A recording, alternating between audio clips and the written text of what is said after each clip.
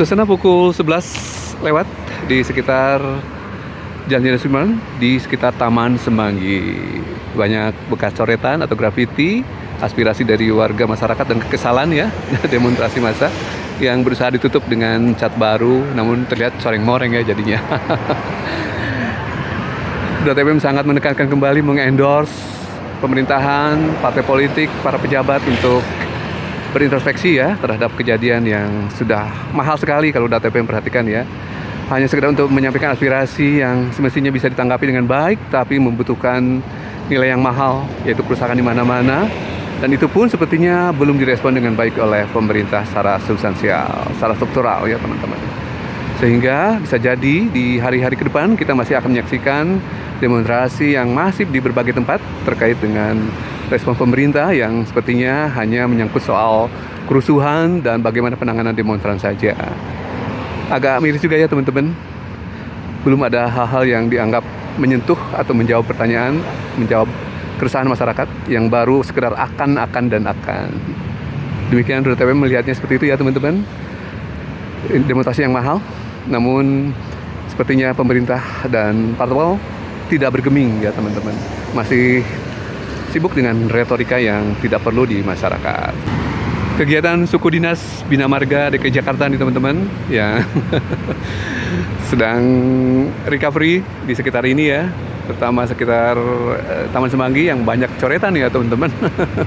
Grafiti yang serta-merta ditutup dengan cat seadanya ya, barangkali untuk menyelamatkan muka pemerintahan, rejim yang berkuasa, partai politik, dan person-person yang sedang berkuasa saat ini ya teman-teman.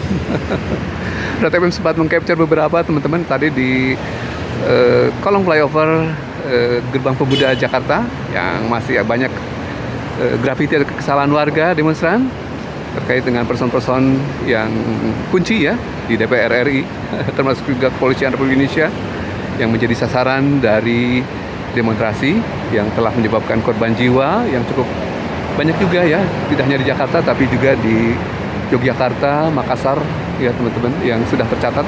Mungkin yang tidak tercatat adalah mereka yang luka-luka yang belum teridentifikasi secara penuh.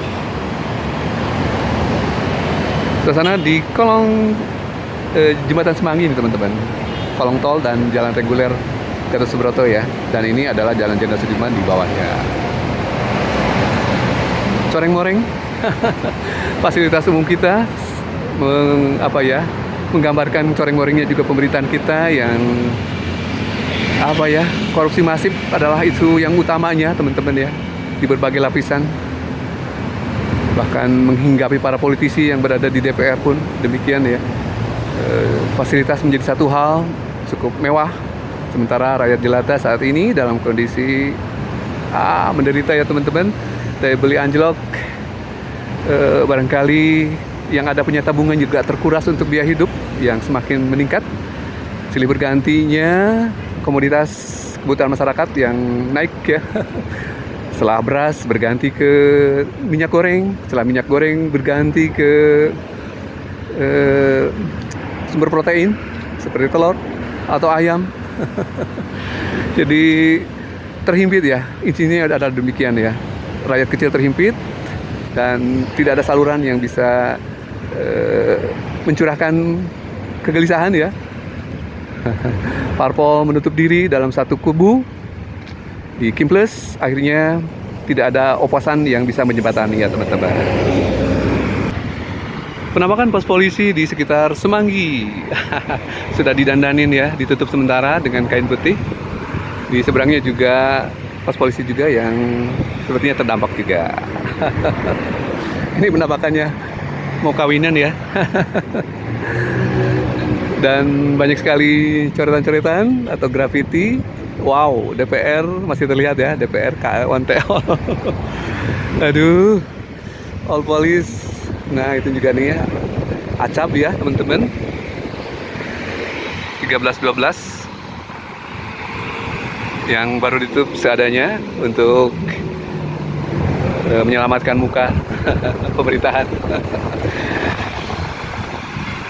Jangan sampai sekedar untuk menutup aspirasi nih teman-teman, harusnya sampai ya ke person-person kunci di pemerintahan, di partai politik, juga Kepolisian RI serta TNI bahwa ini adalah kegelisahan masyarakat.